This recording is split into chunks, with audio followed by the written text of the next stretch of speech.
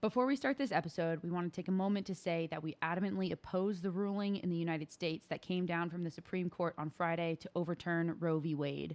We would like to offer our platform and resources to help anyone in a state where abortion is now illegal. If you need our help or know someone who does, please reach out.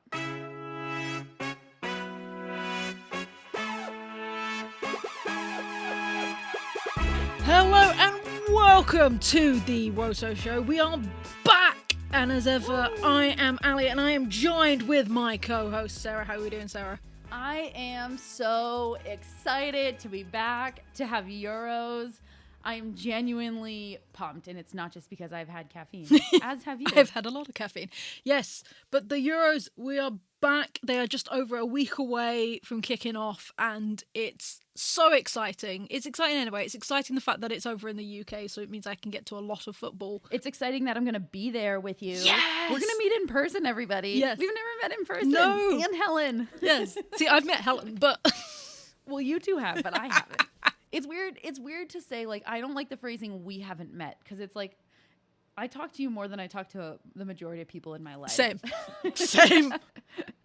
But we haven't sat down in person yet. And sneak peek, we're going to be doing some live coverage from London, baby. Yep, absolutely. So we're amping up the coverage. Once the games kick off, we'll be hitting you twice a week. And, quick, sharp turnaround, giving you all of the news, the glory. It's exciting. So we'll be dropping episodes starting, as Ali said, when the games start every Tuesday and Friday. Woso show, as you know it, covering the games, the teams, the happenings, and all. And I'm so excited for this. Yes. But let's start off and talk about a match that has a bearing on the Euros, which was the friendly last Friday. I'm going to be honest, this is the game that really has gotten me pumped for the Euros. I've been like, yeah, I'm excited. Of course I'm excited. But I saw these highlights, this game, and I was like, oh my God. This at the very least has the possibility to be some of the best women's soccer we truly have ever seen internationally. Yep, absolutely. So of course we're talking about the England versus the Netherlands that happened last Friday. I think a lot of England fans may have gone in with a little bit of, they were a bit skeptic. That's it. They were very skeptical about this game because we haven't got the greatest run against the Netherlands. They were the ones that knocked us out of the Euros 5 years ago, so and it's a big game to be prepping for the Euros, like to be prepping against a top 5 team like the Netherlands. It's a big, tall task. Absolutely. So I do think there was a few skeptics, and I was one of them, and I'm happy to say I was very wrong because turn your ears off now if you don't want to know the score, but England ended up winning 5-1. Yeah, England won 5-1. However, went down 1-0 to start. And I'm going to guess that scared a lot of England fans. Just to stay on a high-level topic of England, because I want to talk about this game specifically, and then I want to talk about the implications that this has as we go into the Euros, because this is a big friendly to have as we go into the Euros, and what did it tell us about each team. But I'm sorry to rain on your parade, England fans. If you are super pumped after this game and you're like, England's going to win this, first and foremost, I'm genuinely impressed by England. I think that they have the best shot they've ever had at winning this. And also, Serena Wagman was coaching against players she used to coach for ages. So there has to be a little asterisk on, yes, you did beat the Netherlands. And obviously, when you play them again, it's going to be the same coach. But is it a exact indication of the Euros? No, you don't know. No, and I was the one that, because like you said, there's a lot of England fans being like, that's it, it's coming home. And I'm like, well, if you actually watch it, you realise that there was a lot of shakiness in our defence, for a start. Our defenders, for example, that goal that Martin scored came from a needless corner. They didn't need to give that corner away. And should have been, it's Martin's. Okay, she was the star of last Euros. She is a phenomenal player. She's gone off to PSG now. You needed a body on her. Why are you giving her that freedom for that header? Why? I don't know. I told the cautionary tale because you just never know with England. True. But I'm going to say I was one of those people being like, oh my God, I think this could be England's year. I have never seen England look so dynamic on the offensive end. Never, ever, ever. And I'm going to tell you with one word what I think the true stark difference is between this England team and all previous England teams. Are you ready? Do it. It's depth. It is depth, depth, depth. England has always had a strong starting 11, but has never really had the depth that it takes to win a major tournament. And this time around, they very much do. Very much do. Yeah, I will give Wagman her due in the fact that she has taken chances on players that it's proving like it's paying off. For example, Russo, Tooney, Beth Mead couldn't even get anywhere near the Olympic squad. Now look at the season she's had and look how she's doing internationally. And yet she didn't start. Yeah, that's the thing. How did you feel about this starting lineup? Is this an indicative of what we're going to see game 1 of Euros? I think defensively, yes. I think that is who, as much as I said they were shaky, I think that's who she's going to cement in and build around. You know, I mean, I do think that Earps, unless she does an absolute howler, is going to be the goalkeeper, and then you're going to build her defensive unit around that. Up front is still up to play for, because I think Beth England started because Ellen was out with COVID. So I don't think Beth is the number one starter, nor do I think Chloe Kelly is the number one starter. Okay, but then why would Kelly start over Mead in this game? Because I think Ragman was giving her players that have been out injured the run out first. So you saw it with Kirby, you saw it with Kelly. She was giving, because she didn't want to have to rely on them. Say we'd gone 2-0 down at half time.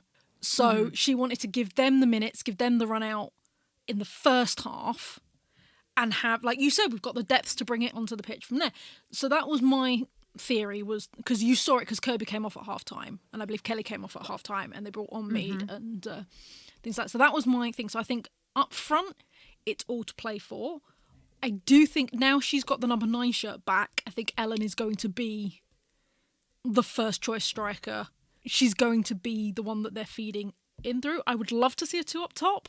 I don't like having a lone striker. I totally disagree when it comes to England. Look, the name of this game is get your best 11 players on the field. Don't care how you do it, get your best 11 players on the field, right? And this lineup, I'm in love with the double sixes because I don't want to sit Kira Walsh and I don't want to sit Leah Williamson. And in this way, you don't have to push Leah Williamson to the back. You still get to have Millie Bright and Alex Greenwood in the back. You get to have both Williamson and Walsh. And it also allows for your exceptionally strong wingers in midfield. And I think this is the absolute best lineup for England. I'm in love with the double sixes. I do have to I'm in love with it. I do have to say that Kira Walsh is one of the greatest midfielders at the moment, and it's exciting to see how she's connecting in that way. I will say that Lucy Bronze gave me a heart attack, and I'm like, you need to decide where you're going to be, because... Yeah, well, I mean, that's the thing with this formation. It doesn't really provide for attacking outside backs. And you're looking at 2 outside backs, Lucy Bronze and Rachel Daly, who are very attacking oriented. So, I mean, you said it before, the defense of England is... I really don't like saying this because it gets said about the U.S. all the time, and I know it's so infuriating for the players, and they just kind of get a bad rap. But the England defense is the weak spot. They are shaky. They gave a lot of corners, a lot of unnecessary mistakes, and the good news for England is that they can score goals like nobody's business. They have the best goal scorers in the WSL, with the exception of Sam Kerr and Vivian Miedemar, I guess, on this squad, and they can score. But it's about those outside backs having to play, I guess, more defensively. And there's still benefit to having Bronze and Daly. Like, you saw that recovery run that Rachel Daly made. They need that speed, and it's still necessary to have them there for that reason. But it's going to be a different style for those two specifically to have to play within, you know? Yeah, I have to say England were lucky that Earps was in goal, because she had the foresight for a lot of great saves that could have been a lot of trouble, because she was left because her defenders had wandered off or they weren't paying attention. Like, the one that got me was Greenwood, because I don't know what happened to her, but she had a very up and down game for me, including some very rash challenges that she was lucky she didn't see a red for. I mean, there was no ball. She didn't get the ball. Exactly. Not at all. Yeah. And so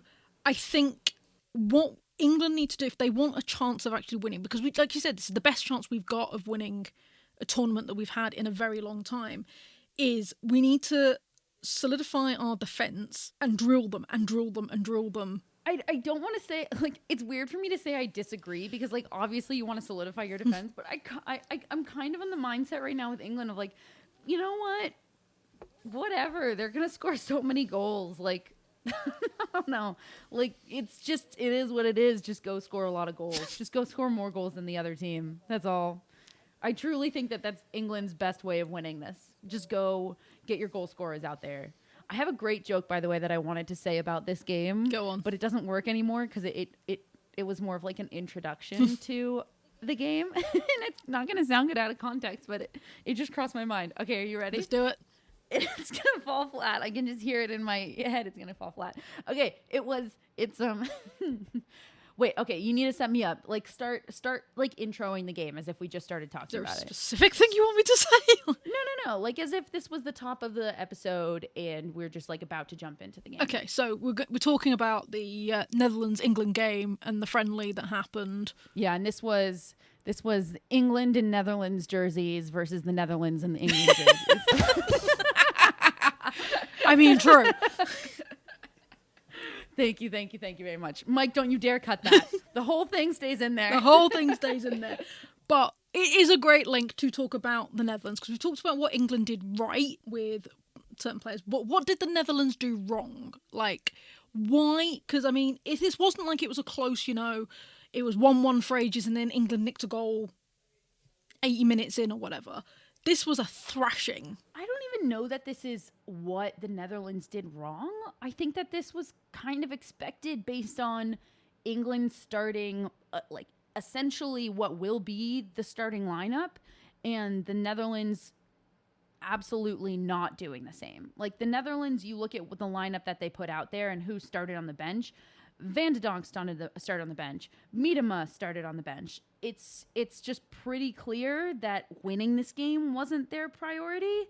So I kind of don't even think that, while we got a pretty good picture of what England looks like, I don't think it was super telling for us for the Netherlands, because those two are game changers, and especially Vivian Miedema, the way any team is going to defend against the Netherlands when Miedema is on the field, it changes drastically. And she is really that special. So I actually don't really think that we saw that much. I was a little unimpressed with how well their midfield could keep possession. So if anything, I think that's what to keep an eye on, and that might be their downfall. But I don't think that we can really, unfortunately, stake any claims on how the Netherlands were able to play this game. How cruel is it that the Netherlands and other teams have World Cup qualifiers in the lead up to the Euros? Yeah, like England's next one's not till August. Why is that happening? Like, what? It makes no sense to me. In the lead up to the major tournament of the 2 years that we're in right now, and we've got a World Cup qualifier less than a week beforehand. I mean, come on. I think it angers me. I don't know if it's because of the timing and the fact that the Euros was supposed to be last year. Oh, and, good point. And then, that's a good point. And then I'll let go of some of my anger. and then I think the qualifiers had already been set, and like I don't know if UEFA haven't talked to FIFA. I don't know, but I think it might be more to do with that. The fact that technically the Euro should have been last year, but then the men's got pushed, so therefore ours got pushed, and it became a thing. But you're right though. It's ridiculous because I say England's is not till August. Literally, they will have finished. Say they get to the final, they will have the final on the 31st, then they've got a World Cup qualifier 14 days later. And then we talk about... Well, 14's okay, but after a big major tournament, that's quite a Yeah, and we talk about player burnout. Truly. I have one question to end the England-Netherlands chat on. Go. And that is the missed penalty by the Netherlands. Yes. Is this foreshadowing? Is this an indication, all of you England fans, Have the penalty gods change their minds? Is it going to be different for you this year? You know what? I hope so, because I tell you what, Merp's read it right, you know, got a hand to it. So here's hoping. Here's hoping. Have you checked out Total Football Analysis yet? TotalFootballAnalysis.com provides researched analysis on loads of football games, including women's football. Want to know why Miedemar scores so many goals? Do you want to explore how City have turned it around this season? Head over to TotalFootballAnalysis.com and sign up to learn more about the beautiful game. We have a special discount for listeners of the Women's Soccer Show. At checkout, type WOSO10 to get a full year for €10. That's €40 off the yearly subscription. Head over to TotalFootballAnalysis.com and type WOSO10 at checkout. So we're not going around the world in this one because this is our Euro special. So we're going to bring something different in the fact we're going to talk about the 5 front runners. Well, these are your 5 front runners that I might add. I actually haven't read which 5 you selected, so I will pick my own 5. Okay, so they're not my 5 front runners. They are the bookies, and for my international listeners, that is a bookmaker that, you know, gambling. And I agree with some of them, I disagree with some of the others. So the bookies' favourite at the moment is Spain. Spain. What? I'm so glad I didn't read the notes because that was my genuine reaction. Personally think it's probably due to Barca's performance. Of course it is. It is only because of Barcelona. Because if we look at history, they've never got to the finals, and they've definitely never won it. So, and look, I just want to explain my reaction for a second here. It was quite extreme, dear. It was, and it's not that I think Spain is a bad team. I have spent many minutes on this podcast talking about how I think the Spanish national team is one of the fastest growing and improving national teams, and actually one of the few that has the ability to beat anybody on any given day, beat the US, beat Sweden, beat the Netherlands, anything. The talent and the upcoming talent is unreal, and I believe that in the next World Cup and moving forward, they will be a force to be reckoned with. I think that they're going to go far in this tournament because of how strong they are. I do not think that they're going to win.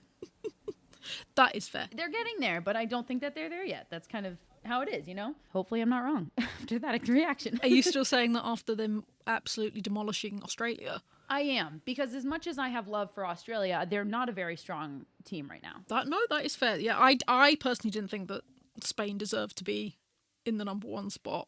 But I reckon they're definitely going to get out of the group stage, and I reckon agreed that potentially semi-final, but we shall see how far they go, because you look at their group, because let's just spend a moment on here. You look at their group, and Spain is in a group with Germany, Finland, and Denmark. And so for me, this is just between Germany and Spain, frankly, who's going to get out of this group. Yep. Obviously, Denmark and Finland, you know, they could play the upset if something weird were to happen, but I think that this is going to be between Germany and Spain. And I do think it's anybody's game for who gets out first, and how far Spain advances will definitely significantly be determined by if they can advance number 1 in their group or number 2. If they can advance number 1 in their group, they have a pretty good shot at being in the semis. If they advance number 2 in their group, I can see them having an early quarterfinal exit. Yeah, no, absolutely. So second in the bookies list is the home nation of England. All right. That was the, I think it was 5-1 odds, if you fancy a flatter. If you fancy a flatter. I don't know what that means, but I like it. It means if you want to put a bet on. Oh, okay. So England, they have the home advantage. They have been playing better under Serena in many years. I think if they work on the weaknesses that we spoke about earlier, then this is probably their best shot at winning the Euros. We had a great shot 5 years ago, got to the semis, got knocked out by the Netherlands. I reckon that, you know, this is probably the best we've been for a while, and it's the best shot we've got. Absolutely. I like that. I would put England as 2 or 1. Sadly, the only reason I wouldn't rank them as 1, if we're really getting into it, is because of their history of never having won. Yeah. No.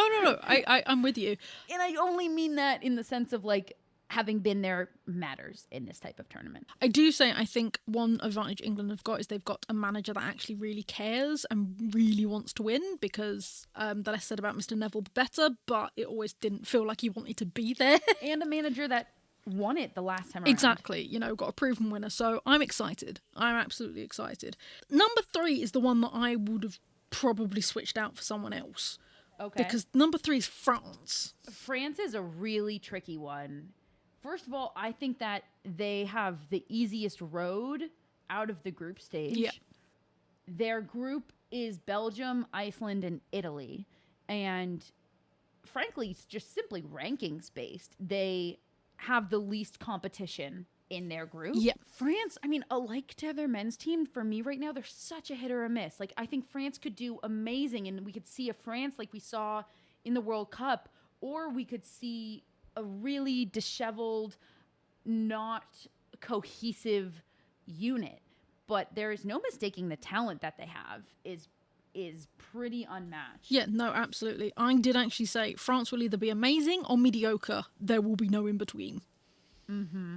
And I stand by that. I personally would have probably switched them out for Sweden. You're telling me that Sweden's not on this list? No, that's what I'm saying. Like, out of the top 5, I probably would have switched France out for Sweden.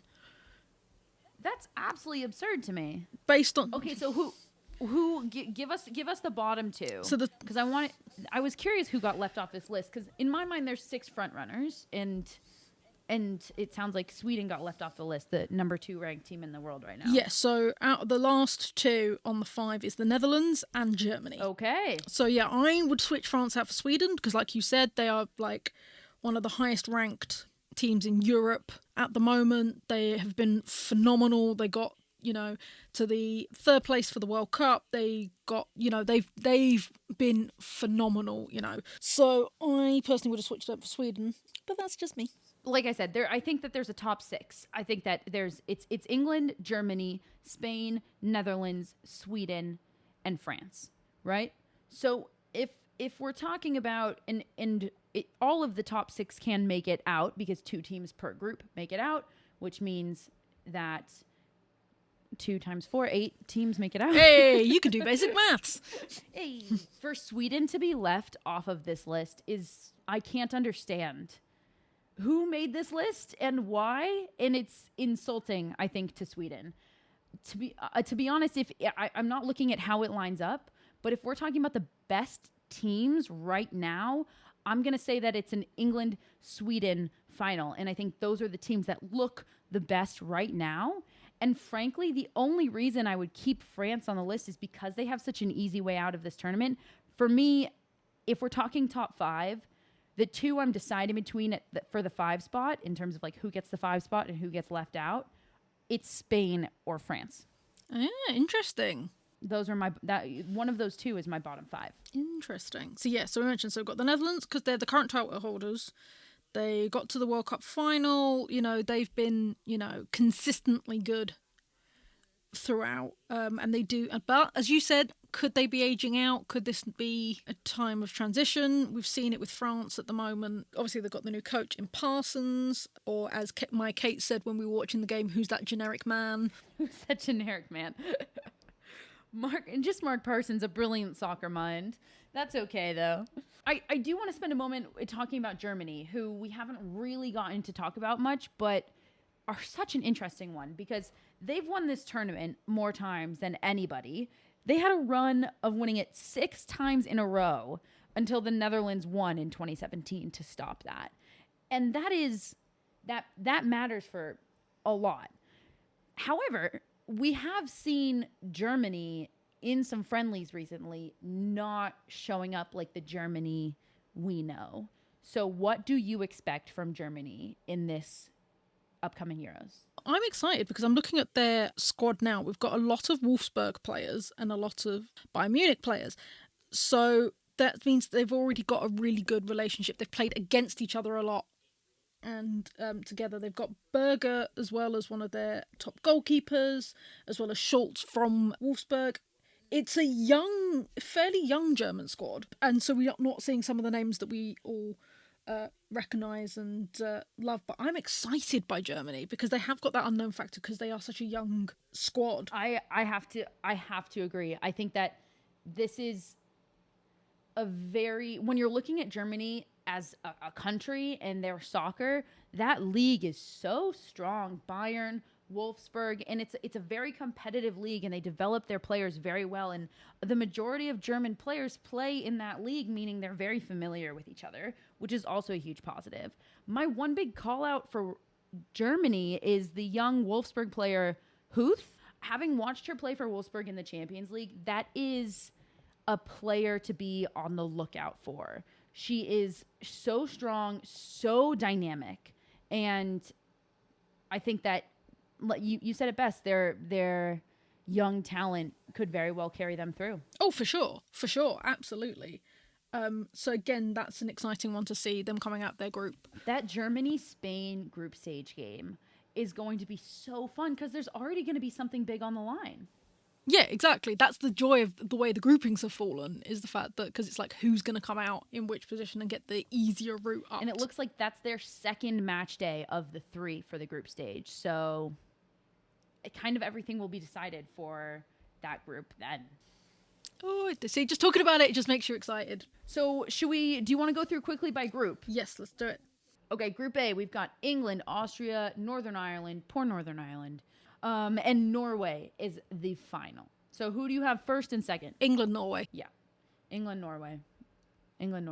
That's it. And you know what? I'm going to say to everybody, don't discount Norway. No.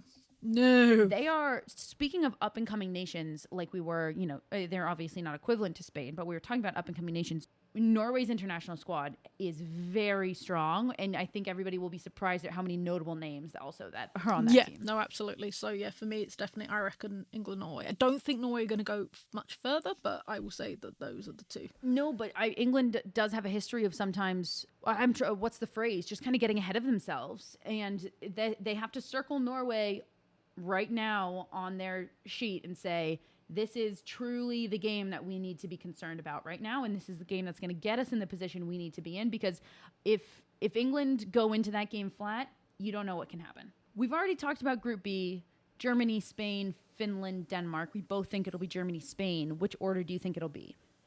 I think it's Germany first, Spain second. You know what? Well, I think so too, but I think so too. I can't. I'm sorry, Spain. Give me 2 years. I'll be picking you over Germany. Group C, we've got Netherlands, Portugal, who everybody will remember made it in because Russia is no longer allowed in this tournament.